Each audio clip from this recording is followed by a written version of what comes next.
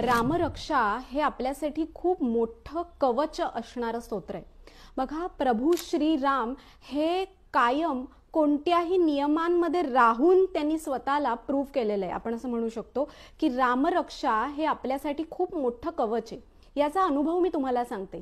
क्लिनिकमध्ये एक पेशंट आलेला, तेव्हा त्या आजोबांची शुगर खूप वाढलेली होती. म्हणजे इन्शुलिन रोज त्यांना घ्यायला लागायचं. आपली औषधं पण देत होते. पण ते मला म्हणाले की मानसी, तुझं रील बघून आलोय, तू त्याच्यात सांगितलेलंस की मंत्र चिकित्सा पण काम करते, तर मग काय करायला पाहिजे. त्यांना म्हटलं, आजोबा ठीक आहे, आपण एक प्रयोग निश्चित करूया.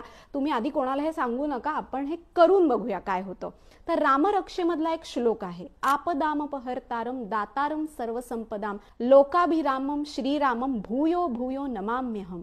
हा श्लोक आहे. तो आजोबांना मी सांगितलं की तुम्ही पाण्याचं भांडं घ्या, त्याच्यामध्ये पाणी भरा, हात ठेवा आणि हा श्लोक दररोज 21 वेळा सकाळी, 21 वेळा दुपारी आणि 21 वेळा रात्री असं म्हणा.